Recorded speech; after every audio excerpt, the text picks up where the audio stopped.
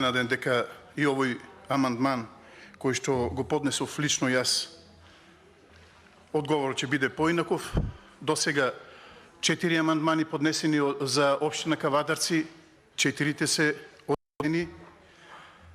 Со овој амандман кој што го предлагав, треба да се изврши реконструкција и санирање на патниот правец од Мрежичко до Мајдин, како што кажав, на територијата на општина Кавадарци. Патот се наоѓа во доста лоша, хаотична состојба и чиста среќа е да поминеш низ тој патен правец, а да не го оштетиш твоето возило.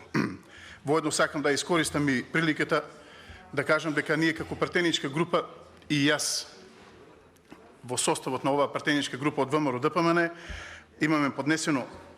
повеќе амандмани, односно 174 амандмани, и со овие амандмани сакавме и се обидуваме да го подобриме секојдневието на граѓаните. При креирањето на овие амандмани кои што ги поднесовме, а кои што има и што се однесуваат за општина Кавадарци, се водевме од 3 приоритети: вистинско стимулирање на економијата преку капитални инвестиции кои што се реално остварливи, помош на граѓаните и стопанството во овие тешки моменти и испречување на расипничкото трошење на парите од власта. Како позначајни од овие амандмани кои што ги поднесовме е и амандманите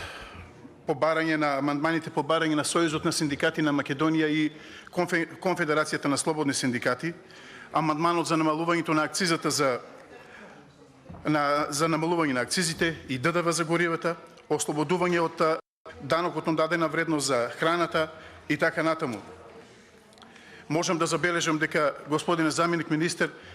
44% кратите од ставките за помош на локалната самоуправа и тоа во капиталните инвестиции. Исто така и јас како пратеник, бидејќи знам однапред дека ќе ги одбиете и овие амандмани, поднесов уште неколку амандмани кои што се лично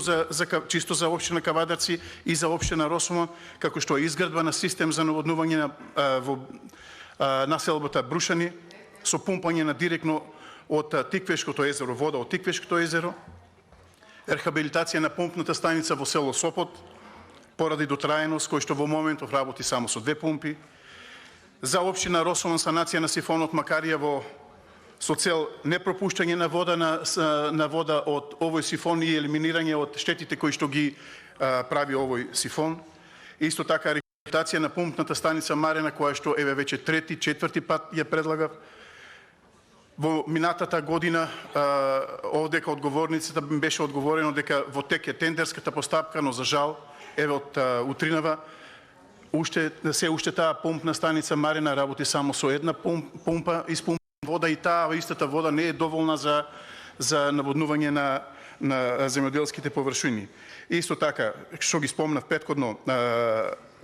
амандманите за поврзување на двете општини Кавадарци и Неготино преку Долни Дисан, за обиколницата на град Кавадарци, граничниот премин Пулевац,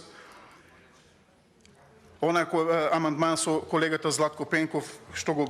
поднесовме за чиста вода за пиење и така натаму и така натаму.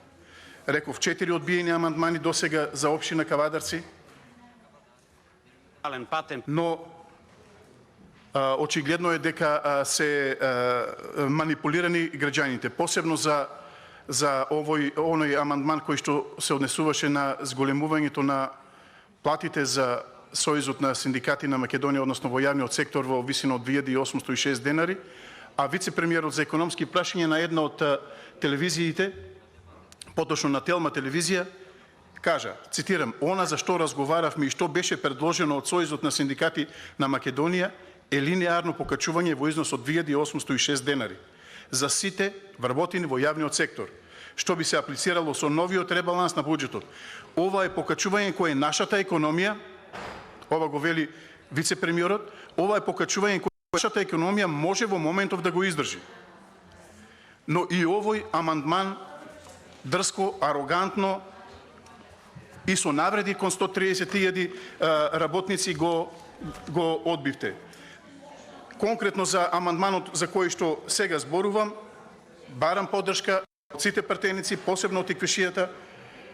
да дадеме поддршка и да се реконструира и рехабилитира овој пат Мрежичко Мајден кој што е во хаотична ситуација. Благодарам. Ви благодараме